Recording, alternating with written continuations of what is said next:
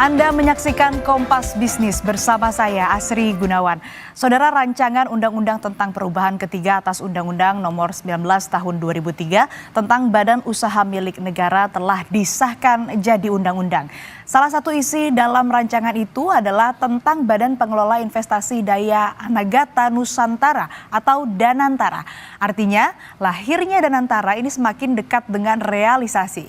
Presiden Prabowo Subianto bahkan sudah 2 kali bilang Danantara meluncur 24 Februari tahun 2025.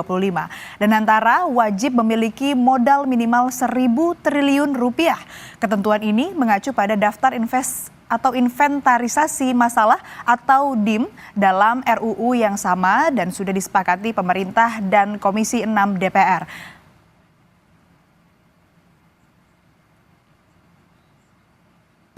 Danantara adalah konsolidasi semua kekuatan ekonomi kita yang ada di pengelolaan BUMN. Itu nanti akan dikelola dan kita beri nama Danantara, Daya Anagata Nusantara.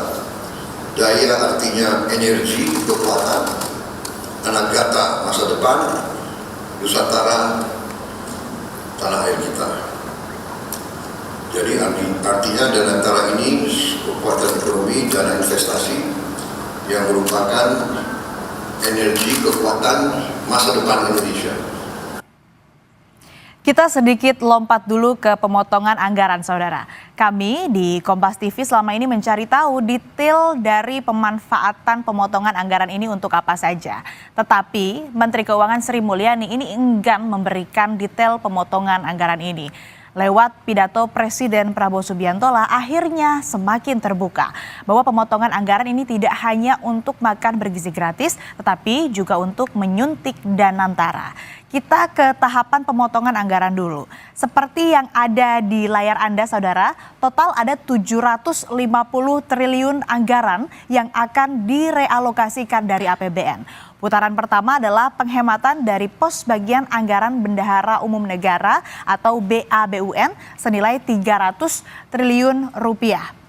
BABUN ini merupakan anggaran yang langsung dikelola oleh Menteri Keuangan dan tidak berada di bawah pos anggaran kementerian dan lembaga atau KL tertentu. Potongan tahap kedua berasal dari kementerian lembaga di luar Kementerian Keuangan dengan nilai 250 triliun rupiah. Semula potongan anggaran ini direncanakan 306 triliun rupiah, kemudian bertambah jadi 308 triliun. Tetapi 58 triliun rupiah ini dikembalikan. Jadilah potongan tahap 2 bersih menjadi 250 triliun rupiah. Kita lanjut ke tahap ketiga, saudara. Penghematan anggaran berasal dari dividen BUMN. Dividen BUMN ini ditargetkan 300 triliun rupiah, tapi 100 triliun dikembalikan ke BUMN untuk jadi modal. Jadi dividen bersih yang disetor ke Presiden ini hanya 200 triliun rupiah. Dari pos inilah terkumpul 750 triliun rupiah. Bagaimana detailnya? Kita ke data berikut. Yang ini kami pakai kurs dolar Amerika Serikat sesuai dengan pidato Presiden. Dari total hasil realokasi anggaran sebesar 44 miliar dolar Amerika Serikat, 24 miliar dolar atau hampir 400 triliun rupiah ini akan membiayai program makan bergizi gratis. Sedangkan 20 miliar dolar sisanya bakal menjadi modal Danantara. Ingat kan, modal minimal Danantara adalah 1.000 triliun rupiah. Kalau 20 miliar dolar ini masih sekitar 350 triliun, artinya masih ada kekurangan. Danantara boleh menambah modal dari sumber manapun asalkan sah sesuai aturan. Lalu siapa yang mengawasi Danantara? Kita dengarkan pidato Presiden Prabowo Subianto berikut ini. Karena itu saya minta semua Presiden sebelum saya berkenan ikut menjadi pengawas di dana ini.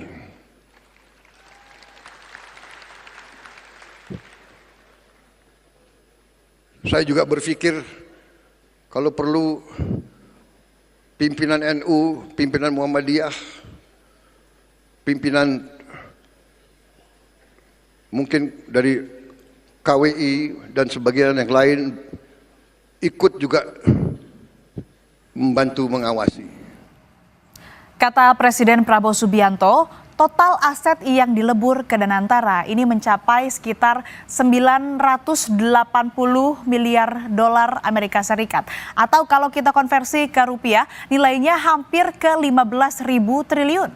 Ada dana kelolaan hampir 15 kuadriliun rupiah, di layar ditulis AUM, itu artinya Asset Under Management. Siapa saja yang akan dilebur? 1, ada Lembaga Pengelolaan Investasi dan ada Indonesia Sovereign Wealth Fund atau Indonesia Investment Authority dan BUMN Blue Chip atau kualitas paling atas, yaitu Bank Mandiri, Bank Rakyat Indonesia atau BRI, PLN, Pertamina, BNI, Telkom, dan Main ID. Lalu siapa yang akan memimpin Danantara? Kita ke data berikutnya. 3 nama mencuat di bursa kepemimpinan Danantara. Pertama adalah Rosan Perkasa Roslani atau yang saat ini menjabat sebagai Menteri Investasi dan Hilirisasi atau Kepala BKPM. Rosan Roslani sebelum masuk ke kabinet juga pernah menjadi Duta Besar Indonesia sekaligus pengusaha. Kemudian yang kedua ada Mulyaman Darmansyah Haddad yang saat ini masih menjabat sebagai Kepala Danantara. Mulyaman sebelumnya juga merupakan Duta Besar Indonesia, Kepala Otoritas Jasa Keuangan atau OJK, dan berkarir di Bank Indonesia. Jadi kalau secara regulasi Pak Mulyaman ini sangat disegani pasar. Kemudian saudara, nama ketiga adalah Pandu Syahrir. Orang mungkin mudah mengingat Pandu karena ponakan Luhut Panjaitan yang saat ini menjadi Ketua Dewan Ekonomi Nasional. Pandu merupakan orang market dan banyak menjabat di sejumlah perusahaan. Nah saudara, usai jeda, Kompas Bisnis akan kembali masih dengan ulasan mengenai Super Holding Danantara bersama Direktur Next Indonesia Center Heri Gunawan. Jadi tetaplah bersama kami.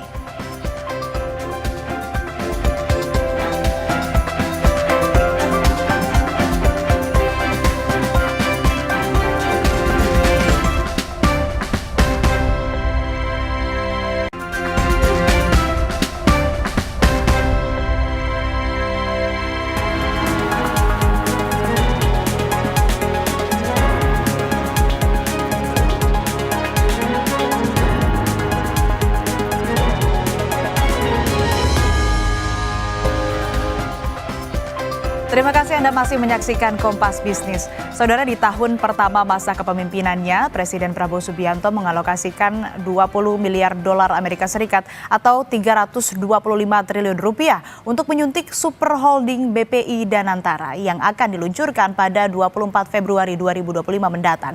Lebih lengkap kita akan bahas bersama Direktur Next Indonesia Center Heri Gunawan. Selamat pagi Pak Heri, apa kabar? Selamat pagi Mbak, kabar baik. Pak Heri, tahun pertama Presiden Prabowo Subianto ini menargetkan efisiensi anggaran hingga 44 miliar dolar Amerika Serikat atau setara 750 triliun rupiah ini yang digunting begitu. 20 miliar dolar sebagai modal Danantara. Sudah tepatkah ini? Kalau menurut pertanyaan sudah tepat atau belum, ya menurut saya sih kurang tepat lah. Kalau kemudian efisiensi anggarannya digunakan untuk Danantara gitu. Banyak jauh yang lebih penting untuk digunakan di anggaran itu. Danantara itu sudah cukup punya. Misalnya gini, kalau Danantara mengelola 7 aset BUMN saja yang sudah dipanggil ya, kayak Pertamina, Telkom, PLN, kemudian Bank Mandiri gitu ya, dan kawan-kawannya itu dia punya kas dan setara kas itu 740 triliun. Hampir 800 triliun dengan aset yang sekitar mungkin kira-kira tahun 2024 di kuartal pertama itu sekitar 9.600 triliun. Nah, itu sudah cukup gitu ya, bisa digunakan oleh Danantara. Jadi tidak perlu tambahan modal karena kan kayak di INA itu kan juga waktu dia berdiri dapat 75 triliun dari pemerintah dan sekarang INA itu akan diabsorb kan di dalam Danantara. Jadi kalaupun tambahan modal itu ya nggak perlu juga sebesar itu. Mau ngapain? Kan yang diminta dari Danantara itu adalah bagaimana menggandakan aset BUMN itu dengan cara dikonsolidasikan ya kemudian digandakan akan memberikan manfaat sebesar-besarnya terhadap perekonomian serta kepada masyarakat gitu, bukan kemudian dikasih modal baru yang begitu besar gitu. Terlepas dari kata Presiden ini kan tujuannya memang untuk meningkatkan daya saing ekonomi dan juga investasi, makanya mungkin menambahkan anggaran atau menyuntikkan anggaran lebih besar kepada Danantara. Artinya memang angkanya tidak perlu sebesar itu, Pak Heri? Betul. Karena gini Mbak, yang dipentingkan itu kan bukannya uang Danantara besar. Yang dipentingkan itu, ini ADB, itu pernah bikin studi tahun 2015 itu yang paling penting itu kan kalau di kita itu di perekonomian kita itu disebut itu sebagai ini apa namanya penanaman modal tetap bruto gitu ya kalau di dalam PDB itu. Jadi yang dibutuhkan itu adalah investasi yang ada di sektor real. Jadi bagaimana Danantara itu melakukan mengkapitalisasi modal yang dimiliki di BUMN itu menjadi investasi. Nah, kalau rasio investasinya terhadap PDB besar, katakanlah kalau dari studi ADB tadi itu tahun 2000 sampai tahun 2013 itu rata-rata rasio antara investasi terhadap PDB itu Cina itu sekitar 43%. Nah, hasilnya pertumbuhan ekonomi Cina itu di atas 9% rata-rata per tahun. Pada periode yang sama, Indonesia itu rasio investasi terhadap PDB-nya itu 27%. Rata-rata pertumbuhannya per tahun 5,4%. Nah, sekarang belum beranjak jauh. Kalau data terakhir dari BPS, itu kan rasio investasi terhadap PDB kita masih 29%.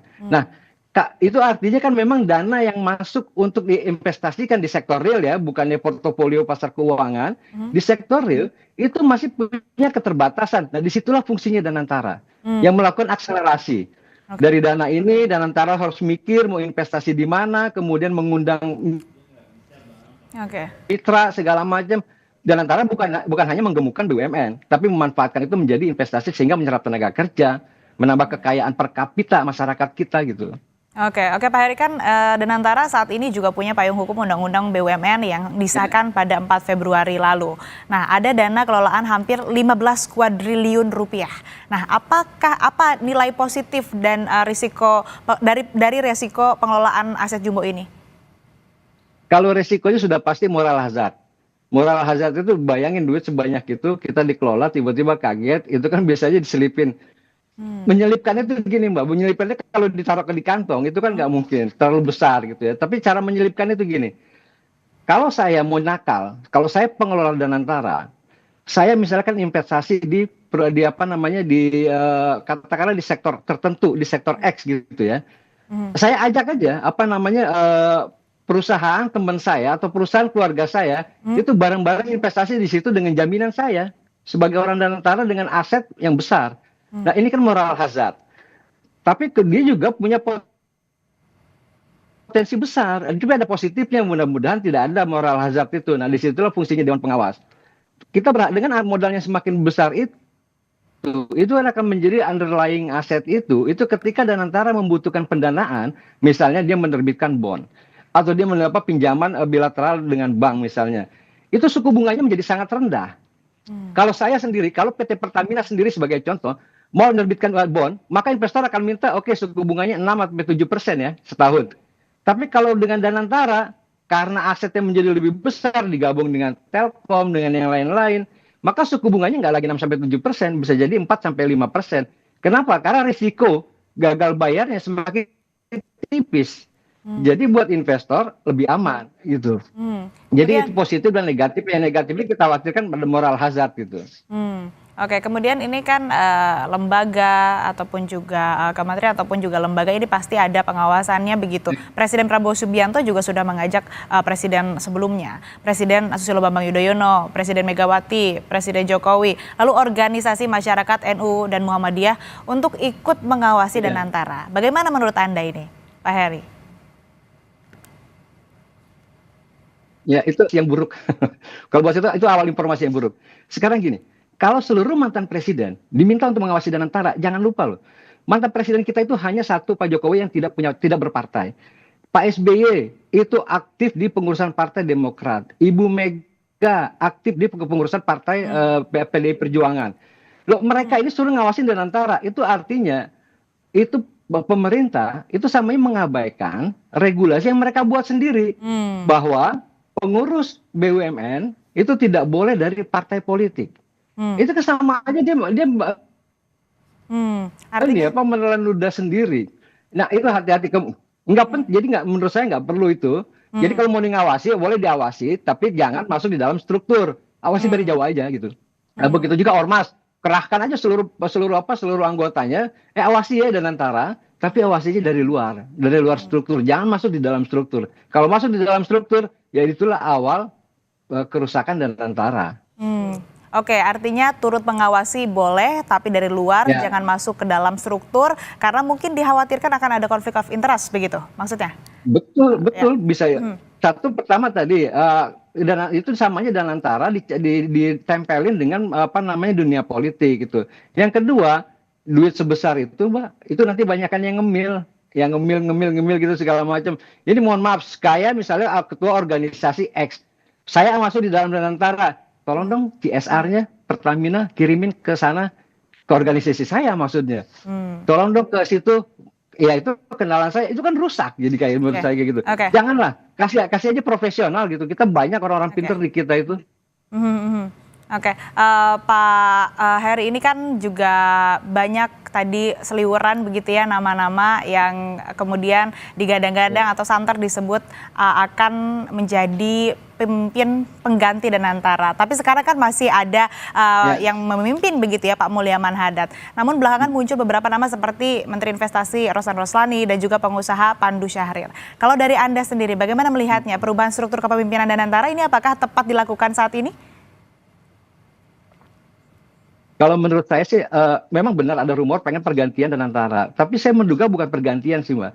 Karena gini, ketika Pak Prabowo memilih Pak Mulyaman sebagai kepala Danantara, memilih Pak Rosan sebagai Menteri Investasi, itu Pak Prabowo pasti sudah menerima banyak masukan dan sudah banyak pertimbangan dan punya ekspektasi terhadap Pak Rosan, terhadap Pak Mulyaman, terhadap Pak Pandu di Dewan Ekonomi Nasional. Nah, menurut ini saya yakin udah ada. Kalau itu kemudian ada, jadi Pak Rosan ini kan baru bekerja 3 bulan sebagai Menteri Investasi. Pak Mulyaman belum bekerja di Danantara karena badannya belum ada. Pak Pandu ya mungkin sudah bekerja di Dewan Ekonomi Nasional. Biarkan mereka bekerja di posisinya sekarang dulu. Jadi sebaiknya kalau menurut saya jangan ada pergantian. Jadi yang saya khawatirkan yang isunya muncul itu adalah bukannya pergantian kepala Danantara, karena Pak Prabowo tuh nggak mau dong dia rusak reputasinya. Ya saya yang milih, ibaratnya gitu kata Pak Prabowo. Masa tiba-tiba saya mengganti sendiri, itu kan artinya ada reshuffle. Nah yang paling memungkinkan kalau mau ada kompromi mereka itu, Pak Mulyaman di Danantara misalnya, sebagai kepala BPI Danantara. Nah kemudian Danantara itu kan nanti akan mengelola BUMN. Nah BUMN itu kan ada yang orientasi profit, ada yang berorientasi layanan sosial atau layanan publik. Di situ kan nanti ada kepalanya, nanti harus dinaungi oleh satu entitas baru. Misalnya untuk yang bisnis, PT Danantara Incorporated misalnya gitu.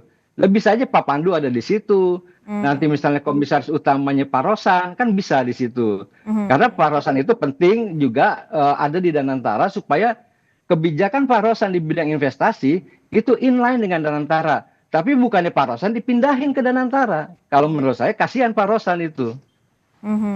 Artinya siapapun yang memimpin, baiknya kalau tadi kata Pak Heri memang sebetulnya komposisinya ataupun juga strukturnya saat ini masih tetap Pak Mulyaman Hadad yang akan memimpin BP Danantara begitu ya. Terkait nanti strukturnya apakah akan ada managing director dan lain sebagainya, kalau bisa dianalogikan begitu ya. Nah ini bisa tetap bekerja sama, memiliki sinergitas untuk kemudian menjadikan Danantara ini adalah badan atau lembaga yang bisa memperbaiki ataupun juga berdampak baik terhadap pertumbuhan ekonomi di Indonesia. Baik, terima kasih Pak Heri Gunawan, Direktur Next Indonesia Center telah bergabung bersama kami di Kompas Bisnis. Selalu Pak Heri.